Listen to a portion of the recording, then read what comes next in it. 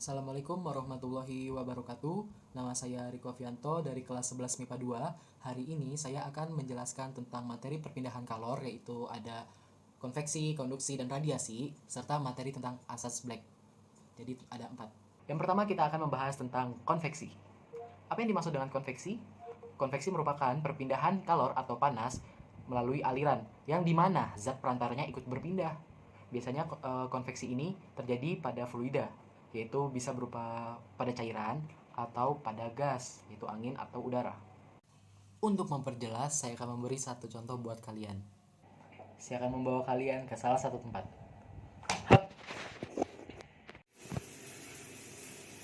Ya, ini merupakan salah satu contoh dari konveksi, yaitu embun pada kaca kamar mandi yang dihasilkan karena air di kamar mandi tersebut, di ruangan tersebut tinggi. Jadi kacanya itu berembun.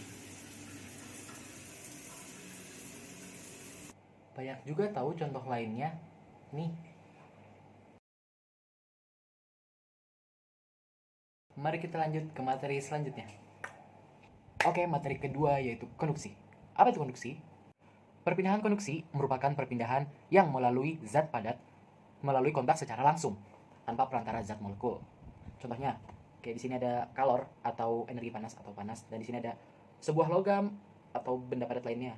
Dan panasnya dari kalor ini akan disalurkan secara langsung ke benda padat ini. Gitu. Terus konduksi ini tuh banyak banget tahu kita jumpain dalam kehidupan sehari-hari tanpa kita sadari. Apa aja itu? Mari kita lihat. Ini salah satu contoh dari konduksi. Ketika es kita pegang, es itu akan meleleh. Contoh lainnya ada setrika baju.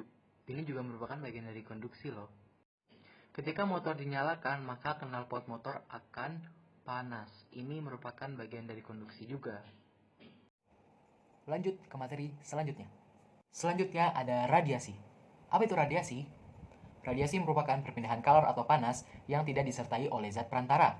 Jadi secara langsung ke suatu area atau ke suatu hal, jadi tanpa perantara. Biasanya radiasi ini disertai adanya cahaya. Apa kalian tahu salah satu contohnya? Saya akan menunjukkan salah satu contohnya.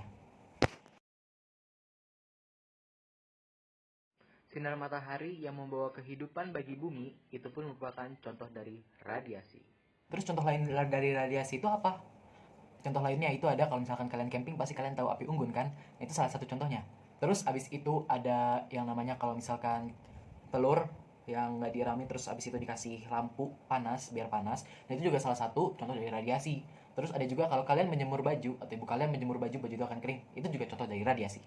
Lalu yang terakhir itu ada materi tentang asas Black. Asas Black ini dikemukakan oleh seorang ilmuwan fisika kimia, yaitu yang bernama Joseph Black, yang berasal dari Skotlandia. Bunyi dari asas Black itu sendiri adalah, pada percampuran dua zat, banyak kalor yang dilepaskan pada zat yang suhunya lebih tinggi itu sama dengan banyak kalor yang diterima pada zat yang suhunya lebih rendah. Jadi seperti gampangnya ini kayak ada air panas yang dicampurkan ke air dingin. Jeger. Nah, itu kalor yang ada di air panas itu akan mengalir ke air dingin tersebut.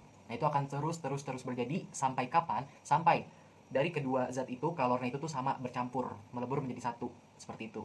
Contohnya kayak teh atau kopi. Ya, ketika kalian menyeduh teh kan awalnya kan kalian pasti menyeduhnya dengan air panas, air mendidih gitu kan, kayak serbuk kopi atau bungkus teh diseduh dengan air panas. Nah, terus kalian aduk hingga merata. Lalu setelah itu baru kalian tambahkan air dingin kan. Nah, terus habis itu kalian aduk lagi, jadilah suhunya hangat atau tidak terlalu panas dan tidak terlalu dingin juga. Nah, itu juga bagian termasuk dari asas Black. Ini merupakan rumus dari asas Black. Di sini ada contoh soalnya. Di sini sudah diketahui massa zat 1 dan zat 2 serta suhu zat 1 dan zat 2-nya. Mari kita kerjakan.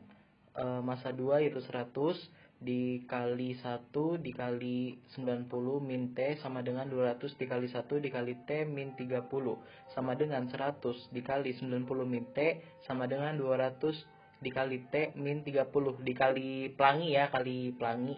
Menjadi hasilnya 9000 dikurang 100T sama dengan 200T min 6000. Habis itu dipindah tempat. Jadinya 9000 ditambah 6000 sama dengan 200T ditambah 100T menjadi 15.000 sama dengan 300 T. Habis itu dipindah tempat, T sama dengan 15.000 dibagi 300. Hasilnya adalah 50 derajat Celcius. Benda yang menyalurkan kalor adalah benda yang bersuhu. Jawabannya A, B, C, D, atau E. Jawabannya adalah B, suhu yang lebih tinggi.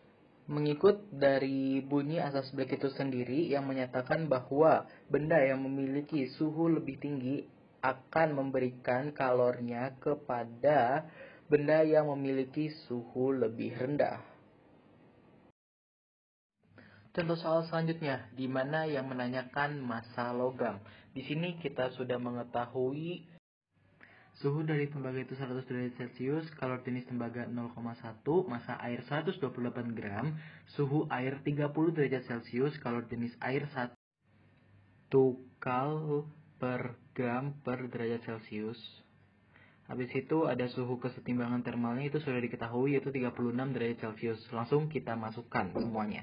128 dikali 1 dikali 36 min 30 sama dengan M1 dikali 0,1 dalam kurung 100 min 36 menjadi 128 dikali 6 sama dengan M1 dikali 0,1 dalam kurung 64 jadinya 168 sama dengan M1 dikali 6,4. M1 nya berarti jadinya sama dengan itu 768 per 64 jadinya M1 nya sama dengan 120.